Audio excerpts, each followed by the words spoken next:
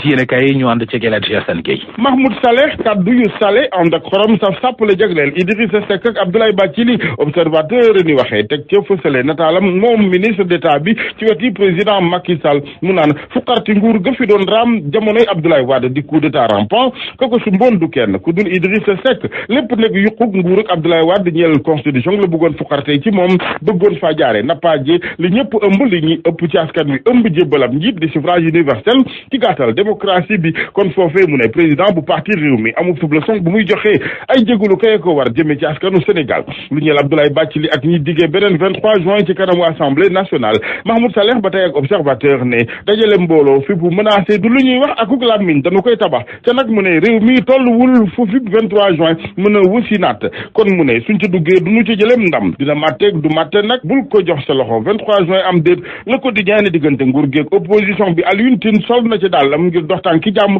yéenekaay bi ne Alioune Tine le parrain président Sall dalal na ko moom njiitu réew mi sàkku it opposition bi ñu daal di indi seen contre proposition di xalaat ginnaaw bi nu gàntoo bële le quotidien xamal ñu sax ne nguur gi noppi na ngir waxtaane wàññite jëm ci pourcentage bi kadduy Ismaïla Madior Fall yi nag di ministre de la justice du jur yaakaar ci juboo jëm ci wàllu woowee ndax ci yéenekaay bi di réew mi ma ngi cee xamle ne projet de loi bi jëm ci parrainage nguur gi du ci dellu ginnaaw la cloche moom néew turam di yëglu ca naan jàppanteeg fitna moom kenn mëntu koo tere mu am ci Soweto di fa penc ndaw réew mi sañce ndax opération ninki nanka bi ñenn ci opposition bi jógtee jëm ci kaw président Macky Sall ak initiative pour des élections démocratiques IED gi ci fas yéene jaamarloo ak nguur gi ci wàllu parrainage bi Idrissa Seck ci les Échos mel ni ko déggantewul ak Mahmoud Saleh ndax bàyyegul nguur gi de ak njiitam Macky Sall plan Sénégal émergent ki njeexiteem yu bon la fa xëyee ak ransaatu mu ne gunuy ransaatu lépp luy entreprise u réew mi la ñu yor njaboot yi naka noonu wàllum ger ba ci fi gën a kawe ci Sénégal ak it ay kaddu yu ndul sàmmwanteel kaddu mu ne yu teguwul fenn fi dañuy des ak les Échos kaddu yu Serigne Mansour Sy Djamil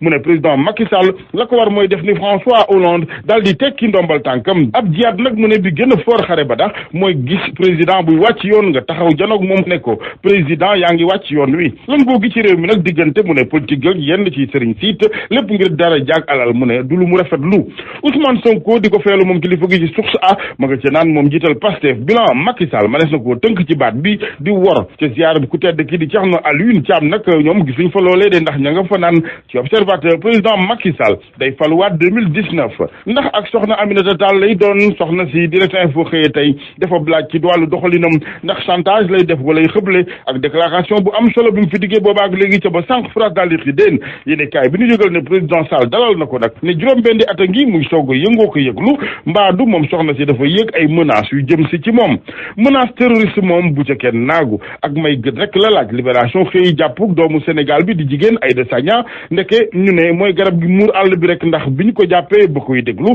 xamle na ni juróom-ñetti doomu Sénégal di neen di jigéen ñu nga ca tooli xare yi ca Libi am fa ñu nekk ak seen njaboot doom ak i borom kër yu nekk jihadiste xalifa bu tedd bi ca Tiwaawoon Serigne Ababacar Sy Mansour la mu bëgg mooy grève bi dakk ci njàng mi Sénégal noonee la Soleil xëyate ak xalifa bi dalal syndicat yi ca Tiwaawoon démb waaye las nee na ba tey jàngalekat yaa ngi aj tontu ba di ko ñaan moom kilifa gi ñu dem waxaat ak base ba leen yebal laata ñuy dellu ci moom àllarba ji li leen boole nag ñoom jàngalekat yeeg état bi xaalis gën ca fës xaalis boobee le Sud Quotidien jàpp ne état bi nga koy yàq ndeke ci tabaxu annexe palais ci Diamniadio yéene kaay bi gisul solo gi yeesulug building administratif naka noonu chantier ANOCI ak yeneen ak yeneen wàllu sport stade yéene kaay xëyee la mu njort ne mooy 23 joueurs yi Aliou Cissé demee mondial 2018 Golier Diallo Khadim Papa Seydou défense ba Koulibaly nga ca Kara Gassama Sabali milieu terrain ba Gana nga ca Kouyaté Ndoye Sontingom ak ñeneen stade wax it ci coach bi ci boppam nag Aliou Cissé ñu ko doon sargal ci Ziguinchor Casamance yëpp taxaw ne ko yow samedi la woon ñu ne mbooloo mu takkoo ko teeru ci aéroport ba ne buur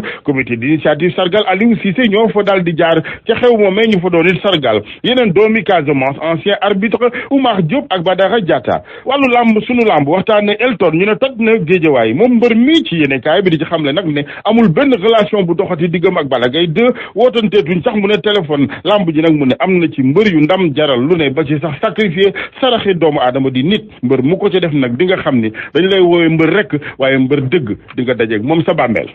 waaw turandoo karo bu baax nu muy mel.